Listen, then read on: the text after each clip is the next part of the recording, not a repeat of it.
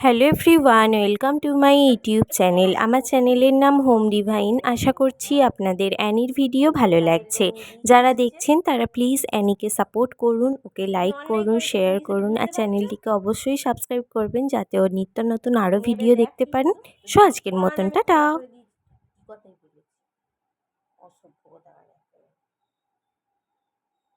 অন্যায় খুব বুঝতে শিখেছিস অন্যায়টা, তাই না?